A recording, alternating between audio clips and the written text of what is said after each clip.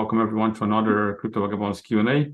This will be part 2 of the submarine cables, because I think a lot of people are not aware of the vulnerability of the internet and the vulnerability of civilization, as we have increased our dependence on submarine cables, which people think that most people believe the internet occurs on satellites, but actually over 90% of all traffic, all data goes on about 480 to 500 different submarine cables. So without any further ado, let's get into the presentation of today. Just before we start every piece of content, we must inform that everything we produce is just for information, educational, and entertainment purpose only. Nothing produced to be financial tax, legal advice, financial tax, or legal advice. So this crypto Q&A occur every Wednesday at 1 p.m. Eastern time. And it gets a bit confusing this time of the year because there's a lot of time change. You can also interact with myself on YouTube, on Clubhouse, at 7 a.m. Eastern time, Monday to Friday. Of course, you can also interact with us here on YouTube, Instagram, and X. So today we're going to be talking about the submarine connections, and this is part 2. The roadmap of today is we're going to go to the geopolitical impact of internet cables or submarine cables or data cables. And then we're going to go to the risks and security of it. And then we're going to be talking about different possibilities to address the risks of security and the issues that this dependence on the cables do bring to us. So on part 1, we talk about what is a submarine cable, and that was pretty straightforward. And of course, on the second part of the part 1, we talk about the geopolitical impact of those submarine cables. And today we're going to continue a bit more on that subject. So this is pretty much the last slide of the previous presentation. And here we're just announcing that Amazon, Meta, Google, and Microsoft are becoming the great owners of these submarine cables that are being laid under the sea. So that, of course, changed the market because now we have these high-tech companies, different than just the other private companies, laying those cables. So one thing that is important to understand is that the private companies, they do not think in the same way as governments. So private companies, they're not considering any geopolitical challenge or ways in which those cables can be threatened. The private sector is pretty much concerned of providing the service, but not so much about geopolitical events and how those cables can be used by those who have ill intent for conflict. So this is not a concern that normally the private sector tends to have. These are the concerns that normally governments have. Instead, of course, they have been hesitant to think in terms of government and think about military services and ways to secure the cables. They're just pretty much, like I said, focus on laying the cables and providing the service. Now, the governments are the one that are taking that responsibility and thinking in terms of national security and how the cables can jeopardize the security of the country. So this pretty much implies that governments now that were not actively, because those cables were laid under the sea at the time of most peace. And now, of course, we are realizing that the world is not as peaceful. So governments now are looking at the cables and thinking of the geopolitical problems. And of course, they're talking about the security of such cables. Now, one thing which is important to understand is like now we have something quite interesting. Most people don't think about this, but there are no borders on the sea. There's no such thing as, oh, this is like, there's no country, for instance, that pretty much exists on the water. And the reason why it's not because it's impossible to live in the water, is because it's hard for you to determine borders. So, of course, you have islands, but no major countries. Like, for instance, someone building a big island on a place in the middle of the ocean or claiming the ocean to be theirs, because it is hard to have border control on a vast ocean. And of course, since those cables are being laid under the sea, it is difficult for you to see those cables affiliated, associated with any country or carrying any particular flag. So now another thing which is important is that the UNCLOS of 1982, they do not mention or consider submarine cable as military targets during the time of war. So even the UN, which has a division specifically for the seas, they do not see the submarine cables as military targets. So it's something that exists and people are not really paying attention to it, or institutions are not thinking of it in terms of vulnerabilities or how we're going to make a jurisdiction for those cables. Now, there's a few concerns. One concern, of course, is someone going there and actually cutting the cable and damaging the cable. But the thing is, there's a lot of ways for you to attack those cables or the data that goes to that cable without having to dive and locate and get physics to the cable. There are a lot of ways in which you can attack in terms of hacking or closing access or limiting access to certain connections. So for instance, if a connection goes from India, for instance, let's say to UAE, and then from UAE to another country, UAE can, for instance, say, listen, I'm not going to send for information to this other country that is connected on the same cable, because as those cables are connected, they connected to one point to another, but from that point, it gets connected further to other points. And of course, those are ways in which those cables can be used as an instrument of war without people having to go physically under the ocean and damage those cables. Of course, we have already talked about how those cables can also be damaged from under the sea. We see also the example of Nord Stream, which was a gas line which got sabotaged. So besides the possibility of sabotage, we have the possibility of attacking or using the cables as instrument of war without having to physically get to them. So, of course, as the geopolitical world is changing from a time of peace to a time of conflict, this now, of course, increase the concerns and worries of cable installers that are linked to authoritarian states. Now, I'm going to be talking more about authoritarian states being linked to those cables a bit further in this presentation. But as we see, for instance, the world being divided between the East and the West, or the dictator countries or BRICS and the more democratic countries, those concerns continue to be increasing. So one event which caused that increased awareness, of course, was what happened on the Baltic Sea with the undersea cable network, having some disruption caused by, of course, intentional actors. And now they see this possibility of something happening as well further with these cables. And as governments are taking more role into like claiming the territory of the cables or claiming those cables, we can see that you can see countries like taking security and start to looking for ways to claim jurisdiction on the cables, which has been laid under the sea, of course, by private initiatives. So there are different policies and different regulations being caused by different countries or being tried to implement by different countries that will affect the data of how things occur in those cables. So one example of that is, of course, China. China has the Belt and Road Initiative, and a lot of people may not be aware of this, but China is including the connectivity of the cables, or the submarine cables, as part of the expansion of that initiative. And we can see here another agenda which most people may not be talking about is Made in China 2025, where China is trying to dominate 60% of all worldwide fiber optic market. So they want to be in control of 60% of all the data that goes on the fiber optic market. They're also the biggest manufacturer of optic fiber. You can see here, today, out of the 7 biggest fiber optic cable companies in the world, out of 7, 5 are based in China. So that's one way in which China is dominating the fiber optic and taking control of the submarine cables.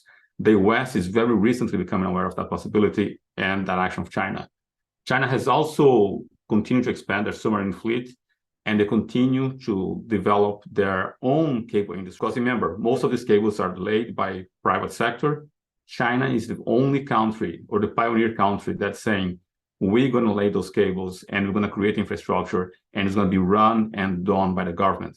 China is the first one to say, we're going to have government submarine cables. And they start to do this by offering friendly budget and friendly terms for connection of the submarine cables to areas in the world that still do not have those cables. So there's places, for instance, in the Pacific that China is like, okay, you guys don't have your cables, we can offer you cheaper cables, cheaper connection, and you're going to be connected to China. So of course, if a country does not have the means or is being ignored because there's not enough users on the population, like if a place, for instance, in the Indonesian Sea, where on the Indian Sea, Indonesian islands, where the population is not enough for a private company to try to connect to that sector, China is going and saying, we will give you better deals. And of course, the US saw that and they didn't like it. So it started to create some friction between the US and China, as China is trying to approach Asian countries and offer their cable to Asian countries. The US is like not really enjoying that.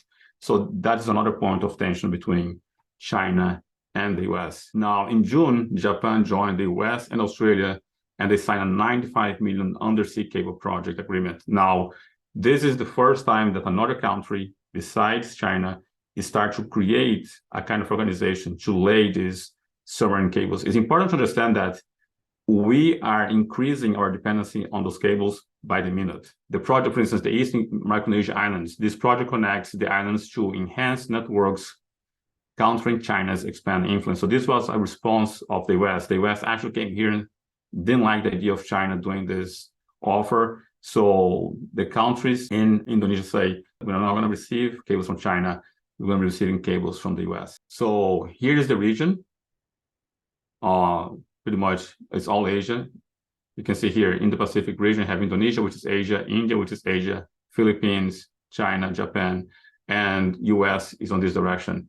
But US is the one now via Australia trying to bring connectivity here, a way of undermining the influence and power that China has in this region. So of course, now that US became aware of China idea of making the government submarine cables, the US is joining that. And that, of course, is another way in which we're going to see more friction between those two countries. And as the geopolitical role changes from a time of peace to a time of conflict, we're going to see more of this conflict or this continuous competition between the two countries. So as I mentioned before, those cables, the ways in which you can attack those cables are not just physically, there's much more complex ways to attack those cables. And of course, one of them is hacker, right, or cyber attacks. There's also ways in which you can install things on those cables and do espionage. And that's why I think the US is not happy with China laying cables in Asia, because as China will be communicating with those countries, they're afraid that China would have put some infrastructure on the cable where China will be able to monitor what kind of information, what kind of communication does occur between the two. So that is another way in which countries are now becoming concerned about what goes under the submarine cables and who is responsible for those cables. You can see here, they are increasing the concern over the threats, and they're looking for which ways we can monitor what goes on those cables. And it's not really clear how to do that. But you can see a headline, UK Naval Chief on threats to undersea infrastructure. We don't fully understand the solutions, meaning how do we solve this? Because again, it is under the sea. It's a territory that is not claimed by any country.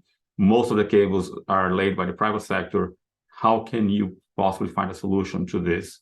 Since it's a new problem, it's a very recent problem, they're not aware of how they can understand the problem, understand the solutions that is there. So one thing is for sure, there is a risk of security if they don't do something about those cables. We have an estimation of the amount of increase that you have of dependency on those cables. You can see here, it is estimated that the number of cables will increase by around 30% every year. So we have about 500 cables now under the sea, and that number will increase by 30% every year. That means every year we need to have 150 new cables being laid out.